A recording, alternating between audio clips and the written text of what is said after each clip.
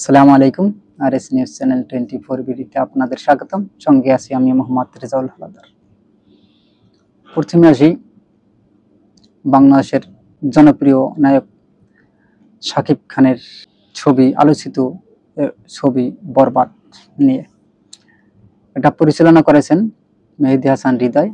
তিনি একটা বড় বাজেটের এবং বড় স্কেলের একটা বরবাদ ছবি করেছে।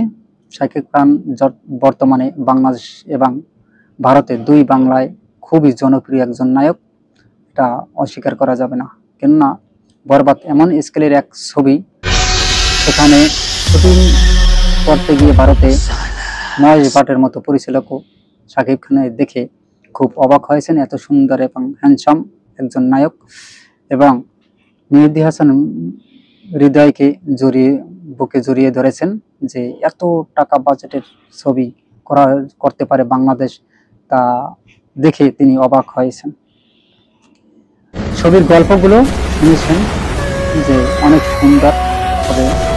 সবাই এই আশা রাখছে এই ছবিটা একটা বড় ধরনের এবং এখানে অ্যাকশন এবং মারকাট অ্যাকশন থাকবে আশা করে, এবং সকল যে অডিয়েন্স আছে শাকিব খানের, তারা ভাবছে যে শাকিব খানের এই বরবাদ ছবিটি হবে এই যাবৎ যত ছবি করেছে, তুফান, তারপর হচ্ছে প্রিয়তমা, সকল ছবিকে ছাড়িয়ে যাবে আশা করা যায়।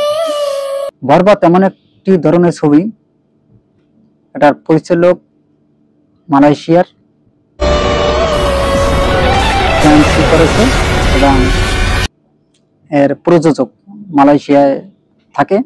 তিনি বাংলাদেশি মেহেদী হাসান হৃদয়কে তিনি সাপোর্ট করেছেন যে এই ছবিটা বড় স্কেলের তৈরি করার জন্য।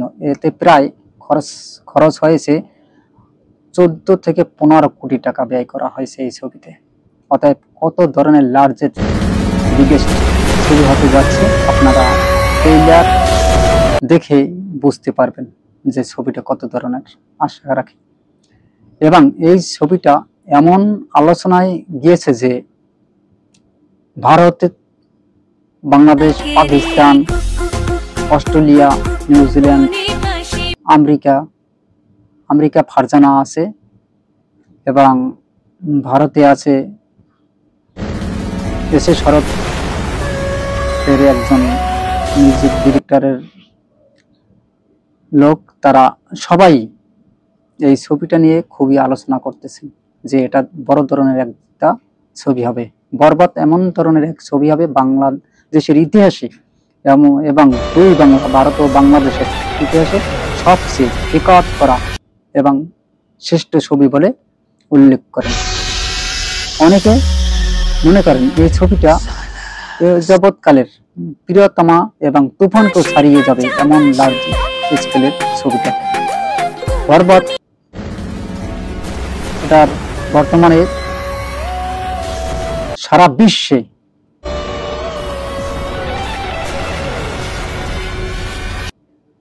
এটা মুক্তি দেওয়া হবে এবং বিশ্বের প্রায় 17 থেকে 18টি কান্ট্রিতে এই ছবিটি মুক্তি দেওয়া হবে।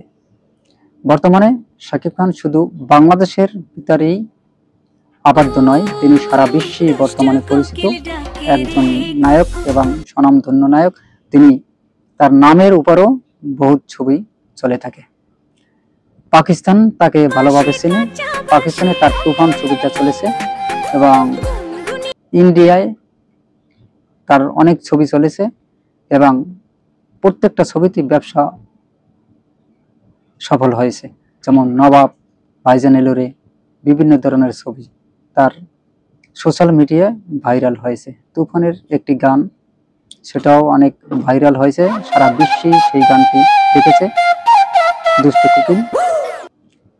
এবং বর্তমানে যে বরবাদ নামক ছবিটি এসেছে, সেটা এই যাবৎকালের সবচেয়ে শ্রেষ্ঠ ছবি।